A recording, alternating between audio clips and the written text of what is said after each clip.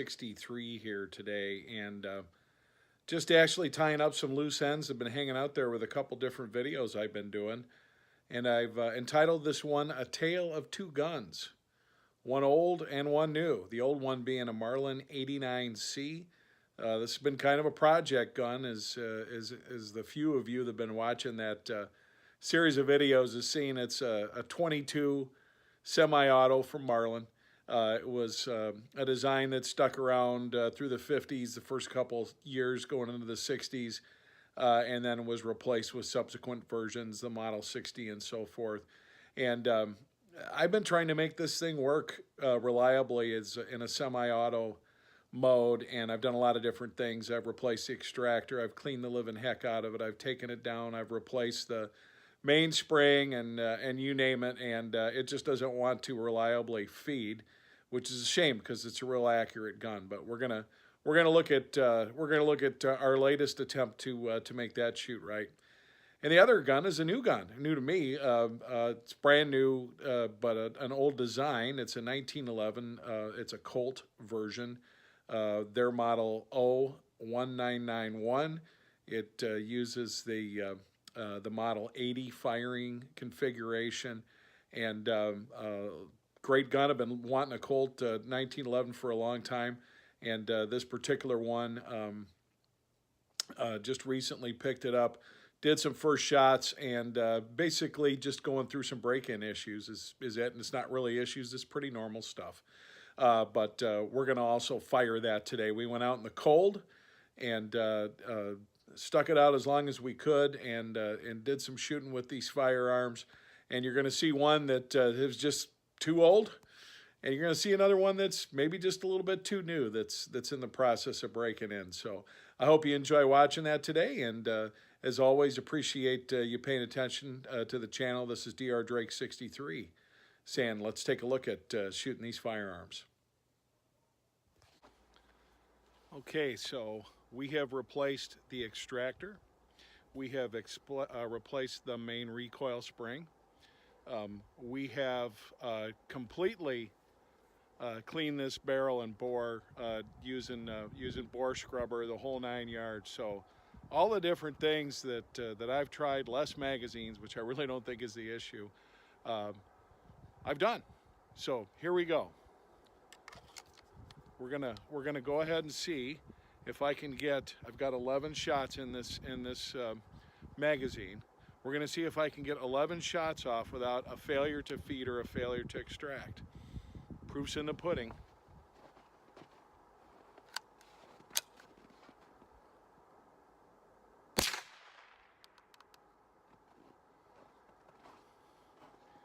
The answer is no. How about that? How about that, sports fans? It pulled the spent casing out, but did not clear it. So I don't know what that means here. We're going to go ahead and try again.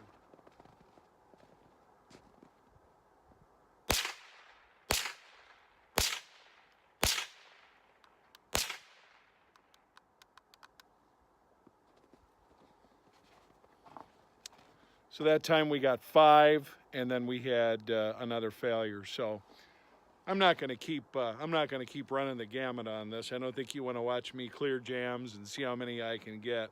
I think it's pretty clear that this is not reliable. You know, it's not like I was going to use this for self-defense anyway. You know, take it out rabbit hunting, squirrel hunting. You're always going to get that first shot, but basically in the semi-auto mode, this has not been working well for me. The only thing left to try is a magazine. We will try that, but I think it's design. I don't think that this was ever probably a firearm that you took out and were able to go shoot, you know, 100 flawless rounds without a jam. And really 22 autoloaders aren't that way in my experience anyway. So I think in my world, what I'm looking at sometime between now and next summer is a higher end bolt action 22, and I've got my eye on some of the CZ offerings. They seem to know what they're doing. So appreciate you bearing with me on this process, but I think I've taken it about as far as I'm going to go for a free rifle now. Like I said, works great in a one-shot mode, maybe two, but this is not something I'm going to take to the range and bang a lot of shots with, just because you spend too much time clearing it. So anyway, this is DR Drake 63. This is the Marlin 89C. This has been around, they quit making this about the time I was a baby, early 60s, maybe even a year before I was born in 63. So it's not like we can go dissing on Marlin. Obviously, they discontinued this for a reason and moved on to other things, but it's a very accurate rifle. Works well as far as hitting what you're aiming at, without a doubt. But as far as their semi-auto action on this, thumbs down.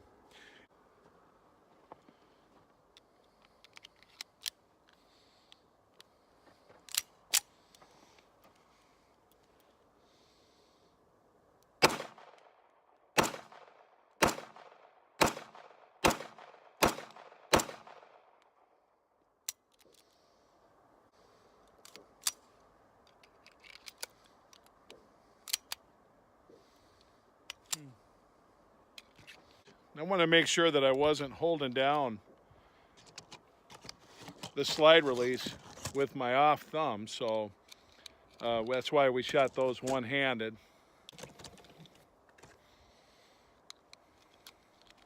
Let's try it. Let's try it with the Colt.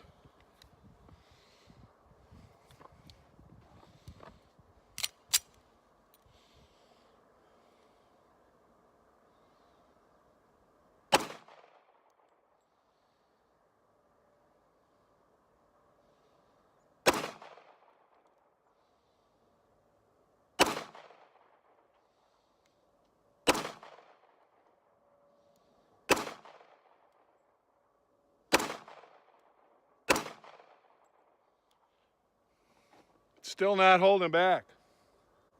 New spring, maybe?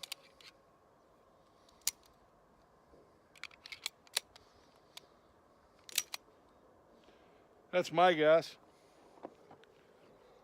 Getting a little bit of that bite there that this was supposed to eliminate.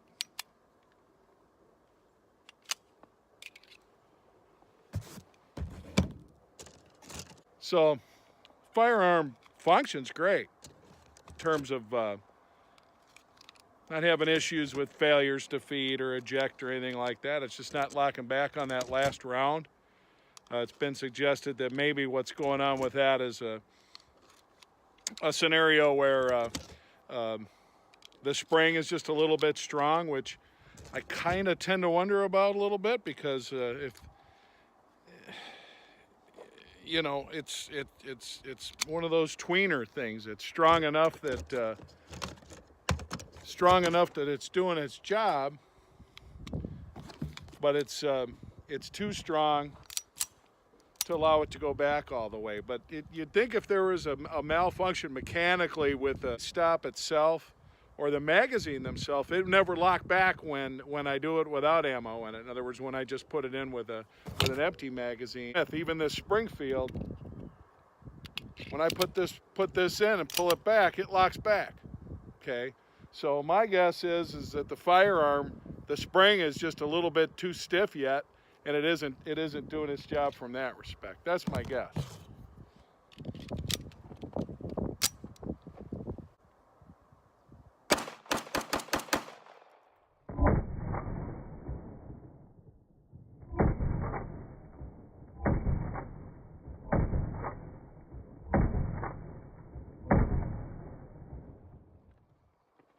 Worked that time. So the fact that it does do it, and that it seems to be an issue more along the lines of consistency, tells me that mechanically things are working right. Probably just need that spring to break in a little bit. That's my only guess. We're going to keep trying.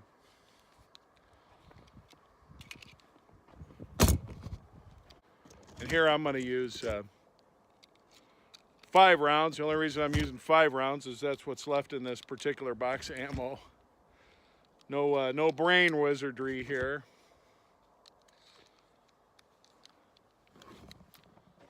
Let's see.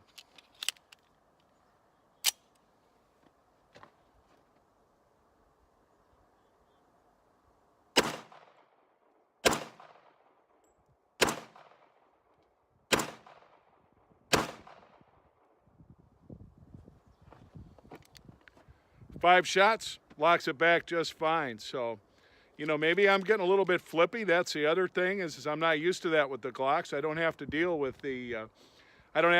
with as quite as much of a flip. So it might even just be a little bit in how I'm shooting it. But I suspect in reality it has to do with lock back being an issue with the spring getting broke in, and I'm not going to go put a weaker spring in it at this point because it's functioning perfectly in every other way. It's even giving me that little bite. Let's fire 7 more and we'll call it a day. It's a little nippy out here today. It's got the wind blowing. I'm not wearing gloves because I can't really reload very well with gloves on. We got the wind blowing. It's under 20 degrees. Who knows what the wind chill is. But fingers are getting a little bit cold.